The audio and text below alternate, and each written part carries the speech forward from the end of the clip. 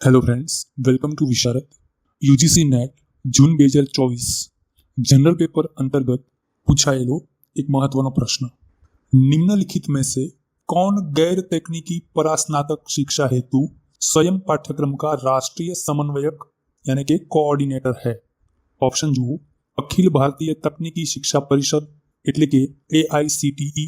बीजो ऑप्शन राष्ट्रीय तकनीकी शिक्षक प्रशिक्षण एवं शोध संस्थान यानी NITTTR। तीजो ऑप्शन राष्ट्रीय शैक्षिक शोध एवं प्रशिक्षण परिषद यानी NCERT। चौथो ऑप्शन विश्वविद्यालय अनुदान आयोग यानी UGC। तो अहींया प्रश्न एवो छे के नीचेनामांथी कोण नॉन टेक्निकल पोस्ट ग्रेज्युएशन अभ्यासक्रम माटे स्वयं पोर्टल पर राष्ट्रीय संयोजकनी भूमिकामां छे? UGC नेटना विद्यार्थीओ माटे आ खूब ज महत्वपूर्ण प्रश्न छे। तो चालो आपणे आ प्रश्ननो जे मुख्य सोर्स छे एने समजવાનો प्रयास करीए। श्रेष्ठ गुणवत्तायुक्त सामग्रीનું ઉત્પાદન અને વિતરણ થાય એની ખાતરી કરવા માટે MHRD એટલે કે હાલનું જે શિક્ષણ મંત્રાલય છે એને અલગ અલગ 9 રાષ્ટ્રીય સંયોજકોની નિમણૂક કરી છે અને દરેક સંયોજકને ચોક્કસ ક્ષેત્રની જવાબદારી સોંપવામાં આવી છે। એ 9 રાષ્ટ્રીય સંયોજકો કોણ છે એના વિશે જ્યારે જાણકારી મેળવશું તો આપણા પ્રશ્નનો જવાબ આપણને સરળતાથી મળશે। પ્રથમ વિકલ્પ AICTE શું છે આ? તો 1945માં સ્થપાયેલી all India council for technical education जेने आपणे AICTE तरीके ओळखीए छीए एने स्थानिक अने विदेशी अभ्यासक्रमों माटे राष्ट्रीय संयोजक तरीकेनी भूमिका आपवामां आवेली छे। बीजो विकल्प छे NITTTR। समग्र देशमां शैक्षणिक कार्यक्रमोना राष्ट्रीय संयोजक तरीके आ संस्थानी पसंदगी करवामां आवेली छे, जेनुं पूरुं नाम छे national institute of technical teachers training and research એટલે કે NITTTR, જેની સ્થાપના 1964માં થયેલી। ત્રીજો ઓપ્શન NCERT 1961માં સ્થપાયેલી national council of educational research and training એટલે કે NCERT એને શાળા શિક્ષણ માટે રાષ્ટ્રીય સંયોજક તરીકેની જવાબદારી સોંપવામાં આવી છે।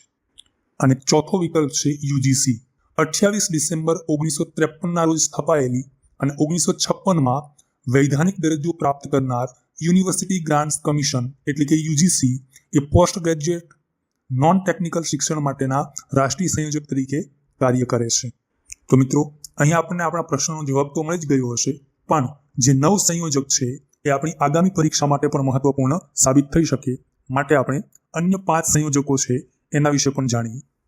વર્ષ 2003માં સ્થપાયેલી national programme on technology enhance learning એટલે કે NPTEL એને ઇજનેરી ક્ષેત્રના અભ્યાસક્રમો માટે રાષ્ટ્રીય સંયોજક તરીકેની જવાબદારી સોંપવામાં આવી છે। ત્યારબાદ CEC એટલે કે consortium for educational communication UGC દ્વારા સ્થાપિત આ સંસ્થા અંડર ગ્રેજ્યુએટ શિક્ષણ માટે રાષ્ટ્રીય સંયોજક તરીકે કાર્ય કરે છે। ત્યારબાદ NIOS એટલે કે national institute of open schooling Bharat સરકાર દ્વારા 1989માં સ્થપાયેલી નેશનલ ઓપન સ્કૂલ એટલે કે NOS જે 2002થી national institute of open schooling એટલે કે NIOS તરીકે જાણીતી છે, તે શાળા શિક્ષણ માટે રાષ્ટ્રીય સંયોજક તરીકે કાર્ય કરે છે। ત્યારબાદ IGNOU ભારત સરકાર દ્વારા 1985માં સ્થપાયેલી IGNOU એટલે કે Indira Gandhi national open university શાળા બહારના વિદ્યાર્થીઓ માટે સંયોજક તરીકે કાર્ય કરે છે। અને છેલ્લે 1973માં સ્થપાયેલી Indian institute of management Bangalore એટલે કે IIMB જે 2017થી મેનેજમેન્ટ સંલગ્ન અભ્યાસ માટે રાષ્ટ્રીય સંયોજક તરીકે કાર્ય કરે છે। તો મિત્રો આપણા શિક્ષણ મંત્રાલય દ્વારા સમગ્ર દેશમાં શાળા શિક્ષણથી લઈ અને ઉચ્ચ શિક્ષણ સુધીની દેખરેખ અને આયોજન માટે આ 9 સંયોજકો નિયુક્ત કરવામાં આવ્યા છે। આપણી નેટની પરીક્ષા કે GSETની પરીક્ષા માટે આ 9 સંયોજક વિશે આપણી પાસે માહિતી હોવી જરૂરી છે। તો ફરીથી એકવાર આપણે પ્રશ્ન સમજી લઈએ। પ્રશ્ન છે કે નીચેનામાંથી કોણ નોન ટેકનિકલ પોસ્ટ ગ્રેજ્યુએશન અભ્યાસક્રમ માટે સ્વયં પોર્ટલ પર રાષ્ટ્રીય સંયોજકની ભૂમિકામાં છે?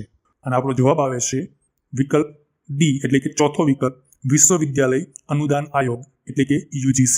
તો મિત્રો કેવી લાગી આ માહિતી એ ચોક્કસથી કોમેન્ટ બોક્સમાં જણાવજો અને અમારી આ સિરીઝ આપને આગામી પરીક્ષામાં કેટલી ઉપયોગી થઈ શકે એમ છે એ પણ ચોક્કસ જણાવજો। જો આ માહિતી આપને ઉપયોગી લાગતી હોય તો લાઇક કરો, શેર કરો એન્ડ સબસ્ક્રાઇબ કરો Visharad YouTube channel. Join Visharad to be Visharad. Thank you very much.